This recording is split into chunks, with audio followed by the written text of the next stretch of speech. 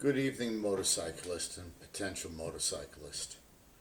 I'm here to give critical reviews of motorcycles and gear, tires, etc. that YouTubers are promoting, and maybe they're profiting from it, but I'm not. I'm just going to tell you like it is. And I've already been accused of YouTube bashing. All I'm doing is telling the truth. So my first video, critical review video, is on the Honda Africa Twin DCT. Now Honda has some history with automatic transmissions on motorcycles. Back when I had a shop, they had the 750A and a 400A automatic. It was a 2-speed automatic transmission.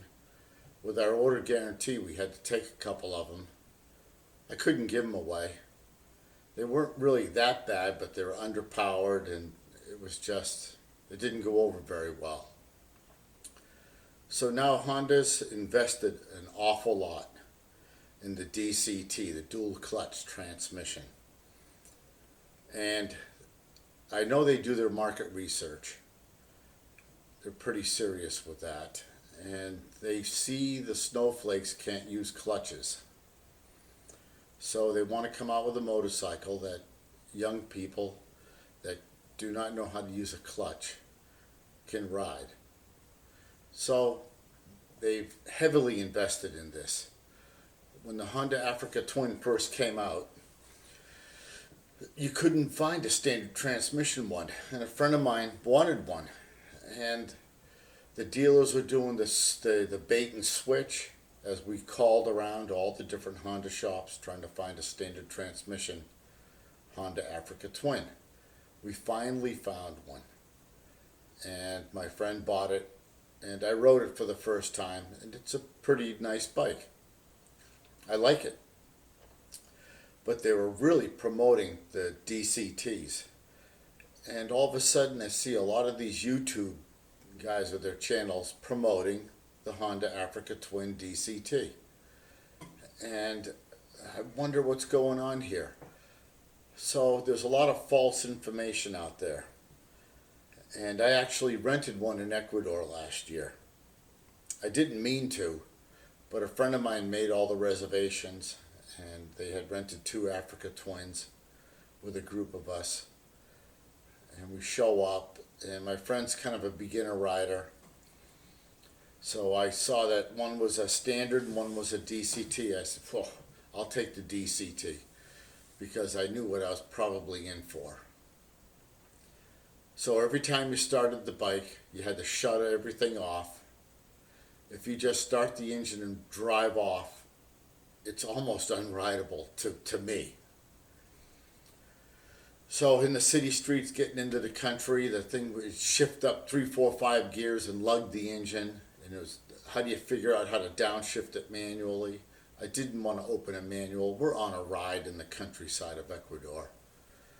So I quickly figured out that you start the engine, shut everything off, cancel everything out. The traction control system that was on it, if you left it engaged and you tried to slip the rear tire, it seemed like the engine was going to throw a rod. It ran so rough. I didn't like it at all. Had to shut that off completely. That was terrible. The other thing was, if I just wanted to, it never would shift the way I wanted it to. It would always go up 3 or 4 gears, then you full throttle it, it wouldn't downshift, then it would when you don't want it to. It was like, I was never in sync with this bike. And it was really difficult. After a couple days, I started to figure out how it behaved, and I tried different adjustments, but it just, man, it sure wasn't for me. Especially like a car transmission, you full throttle it, it would downshift. This bike would not. And I had a little bit of a struggle with it, but it was good. I had a good time riding. The suspension was fine, the handling was fine. I was a little cautious of the thin front tire hitting a rock and getting a pinch flat because it's got tubed tires. I don't know why the bike has tubed tires.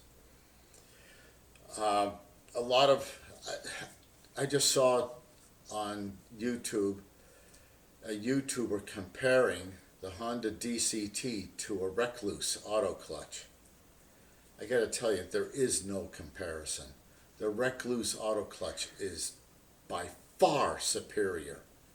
All my enduro bikes have Recluse clutches, and they have had for years. There's absolutely no comparison. And the Recluse clutch is fully adjustable. If you wanted to engage hard or slip a little, what RPMs to engage at, you can adjust them. And you still have the clutch. So you can use it normally. So even someone who doesn't know how to use a clutch can learn with a Recluse clutch. The other problem with the DCT, it's 25 pounds heavier. I'd heard one of the YouTube guys say it's 3 kilos. No, it's 25 pounds. That's too much weight. So this bike I rented, on the last day of the ride, I was kind of hot dogging around, and a rock kicked up from the front tire and put a hole in the case where the alternator is, the dyno on the left side of the engine. I didn't know it till I stopped because we had a rock slide on the side of a mountain. It took out the trail, dirt road. So we stopped. When I put the bike on the side stand, you could see oil pouring out. So to keep the engine light, they've made the cases very thin. But that means you've got to protect them. You need a larger engine guard than what's supplied to protect the engine just from rocks flying up, not from crashing or anything, just hitting anything.